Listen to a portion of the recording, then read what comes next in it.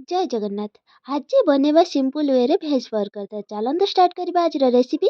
सीझा आलू को चोपा छड़ेकी मुझे ग्रेट कर नहीं आपण मैंने चाहिए ताको मैश भी करि परिबे। तापर दे देछि काटिकी रखिथिबा कैप्सिकम कंचा लंका सीझा मटर किछि ग्रेट करथिबा गाजर। तापर नै जाइछि मु चाट मसाला जीरा गुंड लंका गुंड लूण गोलमरीच गुंड 2 चम्मच कॉर्नफ्लावर कटा धनिया पत्र देकी ताको मु भलसे मिक्स करि नेछि। हातरे पानी बा तेल लगेकी एठी मु राउंड शेप रे टिक्की भलिया करि नेछि। मु मैदा स्लरी कर नेछि आपण माने कॉर्नफ्लावर स्लरी भी बने पारंती। मु कॉर्नफ्लेक्स रखिछि आपण माने ब्रेड क्रम्स भी यूज करि पारंती। आलू टिक्की को मैदा स्लरी रे डिप करिके कॉर्नफ्लेक्स रे कोट करि नेछि।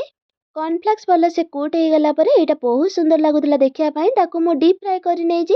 आपण माने सेलो फ्राई भी करि पारंती। दुई साइड रो गोल्डन ब्राउन हो गला पर टिक्की को बाहर करके मु साइड रे रखि नेथिली। टेस्ट टिक्की बनेबा बहुत सहज थिला आपण माने देखि कि त जानि पारुथिबे। एबे रेडी करि नेबा हमें बर्गर बर्गर को मु एठी भल से दुई पीस रे काटि नेछि।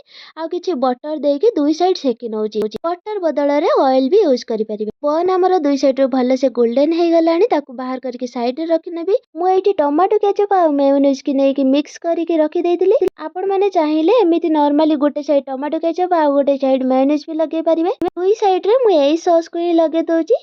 आपण माने जदि तंदूरी मेयो अछि ताले सेटाको भी यूज करि परिबे। मझिरे मु टिक्की रखि देछि चीज रखि देछि ता ऊपर पियाज टमाटो रखिके रेडी करि नेछि हमर भेज बर्गर। मार्केट रे बिक्री होतो भेज बर्गर तो ये बहुत भलो बहुत टेस्टी थिला। आपन आज रेसिपी केमिति लागिला मते कमेंट रे जणांतु। एमिति नुआ नुआ वीडियो देखिया पई सब्सक्राइब करिके साइड रे थिबा ऑल नोटिफिकेशन को ऑन कर दियंतु। देखा हबो पुणी नेक्स्ट वीडियो रे। रहिली टाटा बाय बाय जय जगन्नाथ।